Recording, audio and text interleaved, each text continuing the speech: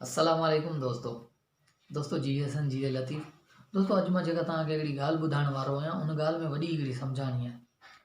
दोस्तों हिकिड़ो दुकानदार हूंदो हुयो, उहो वॾो लालची ऐं वॾो कंजूस क़िस्म जो माण्हू हूंदो हुयो, तमामु घणो कंजूस हूंदो हुयो। अहिड़े टाइप जो कंजूस जीअं असांजा वॾा मिसाल ॾींदा आहिनि त अहिड़ो कंजूस आहे जो कंहिंखे पंहिंजो बुख़ार बि न ॾे।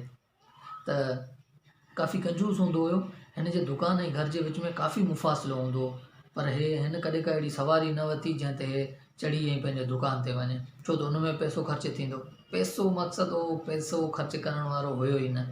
ख़ैर माण्हू हुननि खे टोके टोके टोके ऐं बेज़ार जॾहिं थियो न, पोइ हिन हिकिड़ी बाइक वरिती, पुराणी हिन बाइक वरिती जंहिं ते दुकान ते ईंदो ऐं वेंदो हुयो।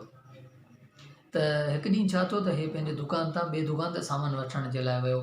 सामान वठणु वियो त बाइक पंहिंजी ॿाहिरि बीहारे ऐं अंदरि सामान वठणु वियो। जीअं ई ॿाहिरि निकितो त हिन जी बाइक न हुई।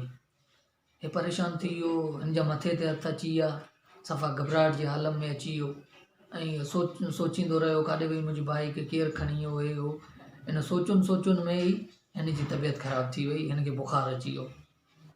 पोइ 2-3 ॾींहं तक़रीबन घर में पियो हुयो ईअं ई बुख़ार जी सूरत में।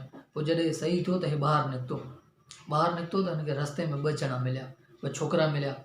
उन हिन खे चयो त असां तुंहिंजी बाइक खई आहे, ऐं जंहिं ॾींहं खां असां तुंहिंजी बाइक खई आहे न, उन ॾींहं खां असांजो मक़सदु खाइणु पीअणु हरामु आहे, असांजूं निंडूं हरामु आहिनि, असांखे निंड नथी अचे ऐं खाइणु पीअणु बि असांखे नथो वणे। असां पंहिंजो जेको इहो गुनाह कयो आहे, इन गुनाह जो अज़ालो था करणु चाहियूं ऐं तोखे असां नई बाइक था वठी ॾियूं। ख़ुशि थी वियो, हिन ॾिठो बणा मुंहिंजी त पुराणी हुई, बणा नई बाइक था वठी ॾियनि। चई सही आहे भला, को मसइलो कोन्हे, तव्हां पंहिंजे गुनाहनि जो अज़ालो था कयो, हलो वठी ॾियो मूंखे नई बाइक। वठी विया हिन खे शोरूम ते। छोकिरा होशियारु हुया काफ़ी, वठी विया हिन खे शोरूम ते।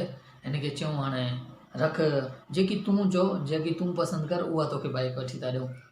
त उन छा कयो त वञी 0 मीटर 125 ते हथु रखियो। हिन जी गाॾी पुराणी ऐं चाइना ऐं हिन होंडा 125 ते वञी हथु रखियो। त हुननि इन ते बि हामी भरी, चई सही आहे, असां इहा बि तोखे वठी ॾींदासीं, असांजो ॾोह आहे, असां तुंहिंजी बाइक खई आहे, तोखे इहा ई था बाइक वठी ॾियूं। ख़ैर बाइक ॿाहिरि कढियऊं, हिन खे चऊं वेह तूं चकर हणी आहे, ॾिस कीअं आहे बाइक, सही आहे। वियो वॾी हिकिड़ी टेस्ट ड्राइव वठी आयो। चई बाबा गाॾी सही आहे, गाॾी मूंखे वणे थी।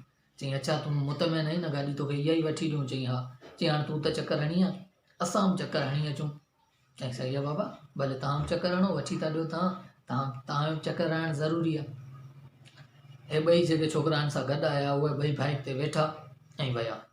त दोस्तों उहे जेके छोकिरा हुया उहे विया सो विया, उहे अञा ताईं मोटिया न आहिनि। ऐं उनजो जेको इंतज़ारु आहे, उहो दुकानदार अञा ताईं मथे ते हथु रखी ऐं उन्हनि जो इंतज़ारु थो पियो करे। त दोस्तों इन मां साबित इहो थो थिए त इंसान खे लालच न कजे।